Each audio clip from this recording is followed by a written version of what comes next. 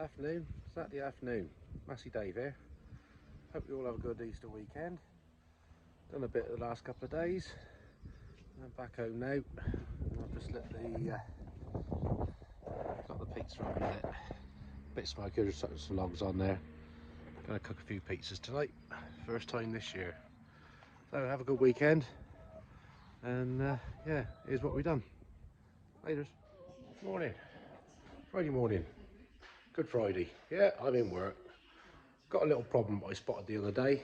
Bit of a bugger on this thing. As you can see, been sat here a little while. Bloody hub seal's leaked.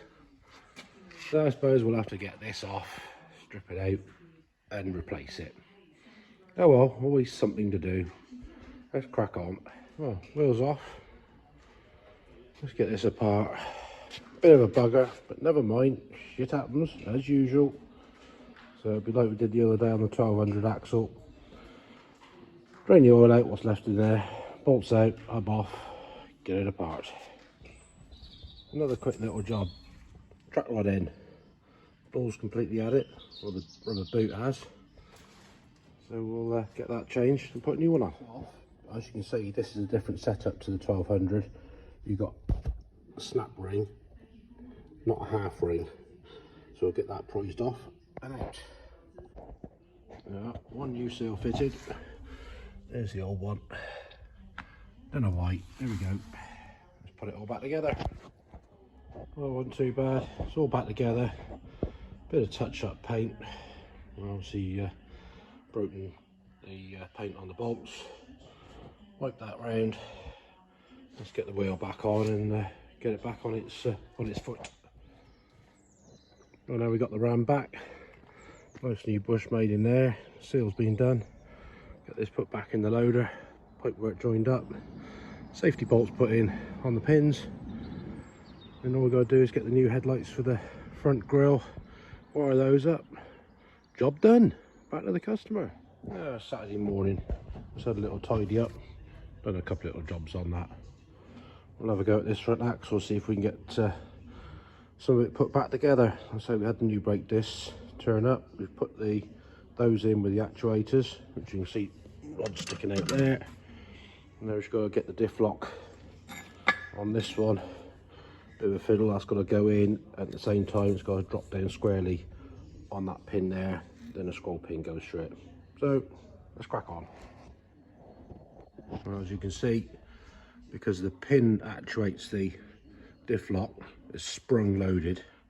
You just squeeze it up and then just twist the end to get that hole lined up there. Put the scroll pin through to hold it all in place. Once that's in, then we can lock this down.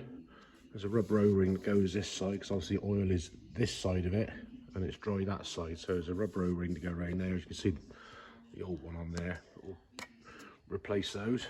So we'll get that pin put in there and keep going.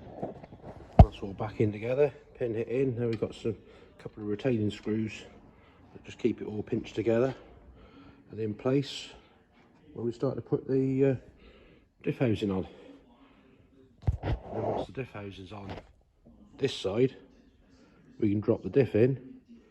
No, we've got to put the crownwork, the pinion in first, then the diff can be going, and then we can pick this one up, turn it over, drop it down, bolt it all back together. And get it on a frame and give it a good clean up, ready to paint. Now I'm just taking the drain plug out at the bottom of the diff housing. You can see there's a hole in there and I've given that a clean out. There's probably some bits of crap that are stuck in there.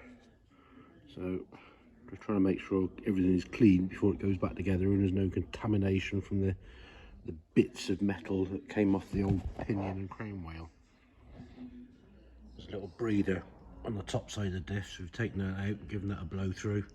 Make sure it actually does what it says, a breather. So port goes in there, little hole there.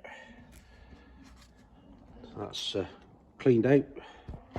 We'll give that another wipe round in there, and then we'll get the pinion in and then drop the diff in. Well, as you're aware on the previous videos when we took this one apart, this part was smashed to bits. So it's just very fortunate I had a spare axle with a like new pinion and diff.